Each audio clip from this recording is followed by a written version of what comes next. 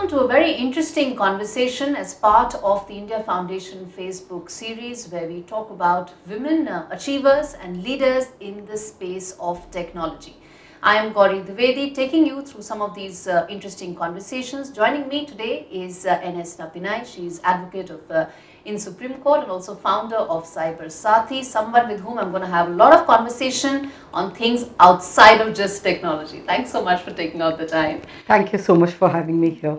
And I want to first start by asking that what was the first thought that came to your mind when we said that we're going to have a conversation around women who've achieved and sort of broken the glass ceiling in the space of technology, because that's a domain that we don't talk about so often. Absolutely, but then I always tell people not to categorize it as a gender-based issue. That I'm a woman and that I have specialized in cyber laws is incidental, meaning it doesn't have anything to do with the fact of me being a woman. True. So on one hand, the first thought that crossed my mind was, I'm very happy that you are recognizing women leaders in this field. No doubt about that. But to let it not become a gender issue, because we didn't break through glass ceilings or whatever because we are women. We all have done it, you in your field and I in mine, because this is our passion. This is what we do and this is where we have achieved. That's it. But that's how we perceive ourselves. And I think that's one of the biggest challenges that women face across any field. Technology is just one that we are talking about today. That what we think is about equal opportunities and equal commitment is actually expected to be extraordinary by a lot of other expectations. And I think that's the gap that conversations like these, you think, could possibly bridge. Certainly, absolutely. Because I for one have never really gone with stereotypes, be it in the choice of specialization I took as a new entrant into law, or thereafter. At every stage I have been in white spaces. So for me to choose cyber laws as a specialization, and I was literally one of the earliest players in that, it was not something unusual, right? But then when I look back and when I meet a lot of youngsters today, what I notice is that there is a lot of diffidence and fear, particularly when we are speaking about sunrise sectors. And cyber laws, especially for the legal fraternity, or technology, as you've been saying in terms of cyber security, yes, it is important for women to understand that they do indeed have equal opportunities here. Here is a place where they can, everybody is starting afresh. Yes. So you can be there and you can also lead from the front. So yes, indeed, if by sharing my experience, if I can encourage more women to take up cyber laws, then I'm very, very glad for this opportunity. And what is it that made you choose this particular field? When you were a fresh law graduate, was cyber law, I'm sure it wasn't even really in its present avatar, but what was it that you really wanted to choose that time, and how is it that you sort of reached where you have? Well, I'm a little bit of a dinosaur, and I'll probably be disclosing that when I clarify this question. So I did law to practice criminal law. So even there, as I told you, I've always been bucking stereotypes in that sense. And when I started practice of criminal law, I realized that, at some level you do understand that there may be some limitations because of your gender, but more importantly because I was from the city. And for you to have an appellate side practice, you needed roots from, the other parts of the state, etc. For whatever reason, I got into a very niche area, which was again very new for my time, and talking about 1991, which was white collar offenses and intellectual property rights enforcement. So IPR was actually the path to cyber laws for me. I really and thoroughly am passionate about anything to do with law, and newer the better. So one of the nicest things Junior told me once when she was doing her exit interview was that she said, ma'am, if you don't mind my saying, you are actually like a child. And I understood wanting where to she was. Explore new things. Exactly. So she wasn't talking about other childishness, But what she meant was that you're so inquisitive. Childlike curiosity. Yes. She said that's what has kept your mind young and you're always exploring new things. So cyber law was one of those things Yes. I got into, and I'm talking about before the IT Act came out. Yes. And you're right, what cyber? I entered law when we were using typewriters. For us, getting an electronic typewriter, seeing how it works was fascinating. Yes. So we saw the entry and basic usage of computers from 1995 or so, though they were there much earlier, but into our everyday practice, etc. And it was, I can't even tell you how difficult it was to get connectivity. Yeah. In today's world of, continuously connected world, It's unthinkable. it's unthinkable. I'm not so, I'm a couple of years younger, of course, but I do understand that, when you say that technology has really been like, it has traveled a full circle. I agree. Even when I started out as a journalist, I remember, technology was the first thing I started covering. Even then, when I was meeting senior policymakers, the first thing that we talked about was India has no IPR protection, In even those days, copyright law sort of, was on paper, it was still playing catch up.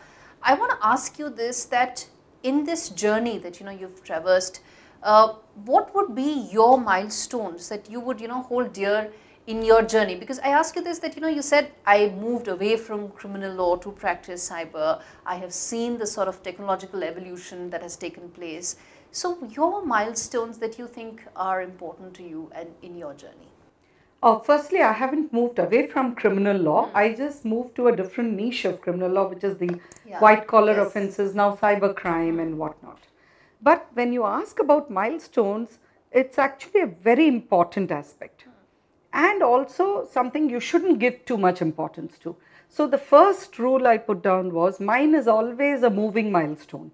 So I never literally reach the goal. The goalpost, when I'm reaching my goalpost, I move it further. So for me, it's always about moving forward.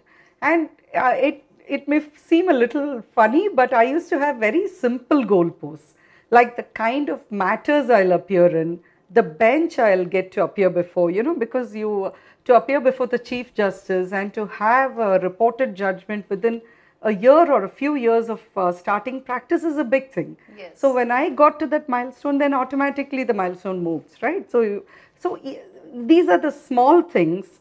And the larger issue for me in terms of law was, I was and I continue to be an idealist. I genuinely believed that I had something to contribute through law, and that therefore I need to be in practice of law. And I've continued with that conviction, and I believe with 31 years gone, since I started on this journey, I believe in small or large ways I have contributed, and every stage of that contribution, be it at the stage of just appearing in matters and doing it.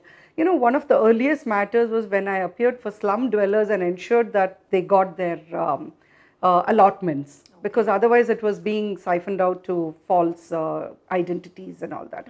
So from matters like that to the recent matter before the Supreme Court, where I'm amicus curiae before the court in the case of Prajwala versus Union of India, which deals with child sexual abuse content and violent imagery of women being uploaded online, and means to stop that kind of crime being committed.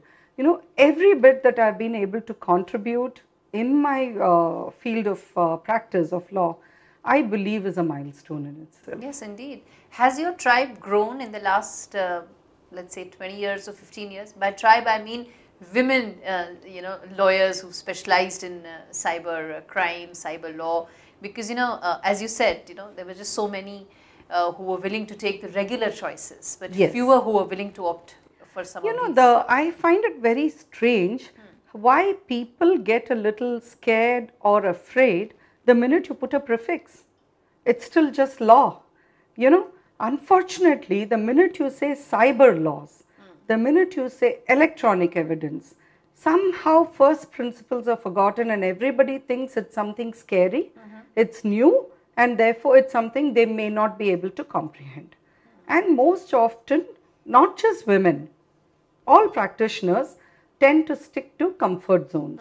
So it's interesting you mentioned about 21 years because the IT Act came Yes. into India in 2000. Yeah. I started reading up and becoming a specialist, self-made specialist, because there was nothing at that time in India from 1995 onwards. Those were the days when the laws were for cyber were evolving across the world. Model laws were coming up, data protection laws were coming up, and remember, in those days, you had to go sit in a library, pull out a book and read. Yeah. You didn't have connectivity like this where you Imagine- could just Yes. do a click through and I was think going you to have. say that, Yeah. students, who've come in the Google era don't know, but there was research before Google as well, which was Exactly. far more painstaking. Research was not Google at all in our Yes. time, right? But I did that, and it was fascinating for me, and I was hungry for more, right? So then the IT Act came. Then I have contributed a lot in terms of public consultations, reports, and papers and discussions, etc. on the IT Act 2000, and I can safely say that a lot of it. I'm not saying it was my effort, but it was the collective effort of people who brought out, who raised their voice against certain things in the Act, and then some of the challenges that India faced in terms of cybercrime, which brought out the 2008 amendments. So in this journey, once the law has come in of 21 years, unfortunately, I have seen very few people take up cyber as a field of expertise in early days. Only in the last 2 to 3 years, in fact, just before COVID, but definitely post-COVID, I see a lot of interest in cyber. I see a lot of youngsters wanting to specialize in this field, and you do have a spurt, therefore, now. That's because now technology has become an extension of our everyday life post-COVID. Every aspect of our life now has a tech extension to it. But more importantly, I always like to say that for the practitioner, finally, cyber has become a sexy word. Yeah. Pardon my language for that, but that explains it the best. It has. So it has arrived as a field of practice. And this is something I always used to say earlier when somebody would want to apply protectionism to this field of cyber, I would oppose it. In fact, I wrote my book on cyber laws called Technology Laws Decoded. I wrote the book and I used to say, when one of the reporters asked me, why did you write it? I told them I wanted to democratize cyber. I want more people to come into this field. Yes. Because 5 people cannot make a vertical of expertise. Yeah. You need a tribe, as you rightly said. And then when I started Cyber Sati, again, that was what drove me. Because I realized that too much of misinformation, not just about cyber laws, but also about the practice of it, the implementation of it, the interpretation of it was happening, where people did not understand, one, about the enforcement, but also they were not aware of the opportunities, the scope. So here is what I do by now trying to ensure that enough people know about it, and I'm sure that even, I don't think it's peaked now, but in the next 2 years, cyber laws as a field of practice is certainly likely to peak. I want to ask you 2 questions about how you see the future in terms of challenges, and also I'm going to ask you from a gender point, because when you talk about challenges, I have several of my I would say friends, but those who I know socially who've been at the receiving end of cyber crime, and unfortunately you mentioned about lewd pictures, all those things. Unfortunately, there is zero sensitization, and also you sort of hit a wall as to how you sort of take this forward. And the more technology is involved in our everyday lives, the bigger this challenge is. Absolutely. How do you sort of address this? I would say, in very 2 words, if I were to say it, I'll say effective enforcement. How can we ensure effective enforcement? We need simple and clear laws. It can't be complicated, it can't be confusing. You have to know what you should not do for you to also stop yourself from doing it. So the deterrence aspect of law is lost when it becomes convoluted language. So I would really look for very simple, easy to implement laws. The minute you have simplicity in the framing of laws, police will know what they are doing. Courts will know what they are doing. we always assume that they somehow don't want to help the victims. That's not the case. Sometimes there is lack of awareness, there is lack of understanding of how the law is supposed to be. Yes, because it's very complicated, it's spread. I call this the cyber jigsaw in my book, because cyber laws are not just in the IT Act, it is scattered all over. So who is supposed to put it together? How are you supposed to know what your remedies are, right? And from a user perspective, you have to know what your remedies are, what your rights are. You rightly said about the gender angle, and I have been talking a fair bit about it during this COVID time for people to keep themselves safe. Online, admittedly, women and children, especially the girl child, are softer victims. Yes, they are softer targets.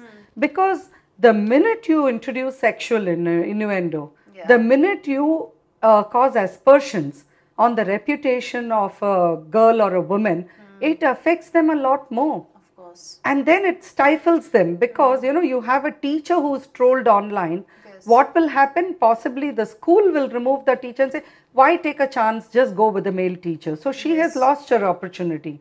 Or she herself may be facing flack at home because there is content. How are you held liable for somebody posting with sexual innuendo online, but you are in reality? So she loses out on opportunity, she loses out psychologically, it affects her materially. The first time I got to know about this as a concept, was in about 2009-10.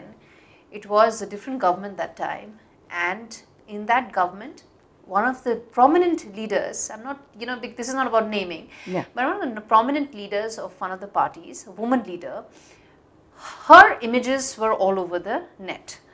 I'm talking about the senior most leader of one of the parties who was earlier in the dispensation.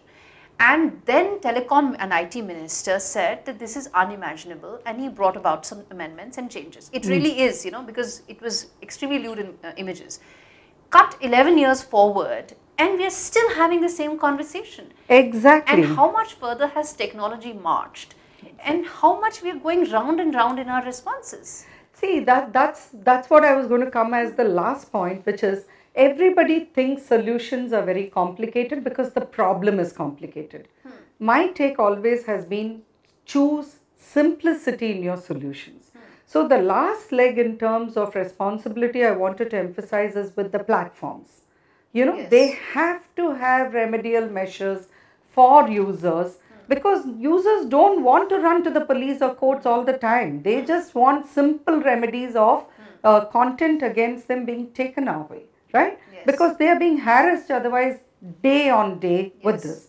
So when you're saying, and you're absolutely right, 10, 15 years down the line, if we are facing the same problem, and today it is more aggravated because of technology. Earlier it may have been your nude pictures which somebody may have shot, surreptitiously. Today it is morphing. And then deep fakes. Deep fakes and creating pornographic content using deep fakes is affecting celebrities today. So how do you deal with it? All of us have to come together. All of us have to understand it's about responsibility, and it doesn't always have to be done just with a stick or a carrot. We do it because it has to be done. And I can tell you, in the Prajwala matter, we had a government committee appointed, and through the government committee, a lot of consensus proposals came about. A lot of that, the proposals that were put up, and consensus I say here because it was consensus between the government, big tech, as well as NGOs, right? And I'm a amicus in the matter, so I don't represent any of them. But through these proposals, through this kind of, very quiet, if you notice, there was not major hangama over everything that came out of the matter. But it was because we were able to keep it simple and focused on remedies for victims rather than talking about what each of us have done. That helped in building consensus further. And I'll give a small example. Now, you did not at that point, some of the platforms, I'm not saying all, they did not have a specific button for reporting child sexual abuse content or violent imagery. I mean, like the Prajwala deals with rape and gang rape videos being uploaded online. But obviously there was no separate button for that. And the whole problem is that if you're, after the Supreme Court's decision in Shreya Singhal, user will have to either give a police complaint for it to be taken down, or a court order, and they don't want to go anywhere, right? Yes. So how do you then provide a remedy? We did it by just adding specific buttons. So the minute you have a specific button which says child sexual abuse content, then the platform has to act immediately on it. So the turnaround time got reduced and you had a built-in remedy. Now that is captured in the intermediary guidelines, where it says that the grievance officer will act on these complaints within 24 hours. See how simple the solution is. Yes. And here is a solution which is now benefiting victims across the world. Yes. And this came from India. Yes. And through this matter, and thanks to the intervention of the Supreme Court. Because the consensus proposals were taken by the Supreme Court and it was made into an order of the court. You know, I can't help but wonder that in an area which impacts women so significantly and disproportionately, you know, when you talk about cybercrime, it is appalling that there are so few women cyber lawyers, isn't it? I mean, you know, if the victims are women, one would assume that that parity would be there. It isn't.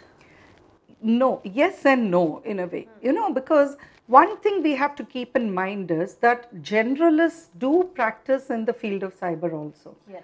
The problem for them is they allow fear of this new domain to get to them because they are scared about, you know, anything that we don't understand, we think it's better to avoid. Xenophobia, fear of the unknown. Yes. Fear of the unknown, yes. right? So that's why they are holding themselves back. So specialists are few and far in between. But generalists who are in this field are still there and they are doing a good job. But what I would really want is because cyber is not like criminal or civil or corporate, where you could remain within your vertical and be in an ivory tower and not know what the other fields dealt with. Yes. Cyber percolates and permeates. You know, I always tell people, whereas civil, criminal, etc. are verticals, cyber is the horizontal. It covers everything. Everything, yes. So as a practitioner, you have to have some form of specialization in understanding how cyber as a domain works and cyber laws can be implemented. Once that understanding is there, then the fear will go automatically. I wanna ask you this question, that how do you see yourself now, 30 years hence, and you know, when you were a 21-year-old fresh out of law college, could you imagine making these kind of impacts in the field which frankly nobody knew existed or would exist, 30 years back? Well, that's a very interesting question, but don't laugh at my answer, okay? Because it is very funny. Okay. But I loved the Napinai who was 21. Great. You know, because she was this crazy, hyper optimistic, idealistic person who believed she could conquer the world. You know, she was all ready and gung-ho to go out there and achieve whatever she thought she wanted to do in life. So it was a wonderful place to be. That person is somebody today when, you know, all of us have our highs and lows, and I have had my fair share. Nobody should think that anybody who has had a journey this long has only had an upwardly mobile... Fairy tales are only in books. Everybody has their share. And nowadays Disney has become very grounded in even making its fairy tales very non-fairy tale-ish. Realistic, yes. Very realistic indeed. Yes. But I can tell you, I wasn't unreal in my expectations. My way of looking at it was aim for the sky, you know, because if you aim low, then, you know, if you aim for the sky, you may achieve half the distance, right? But if you keep aiming low, then how your achievement is also going to be even lower. True. So aim for the sky but be happy with whatever you achieve.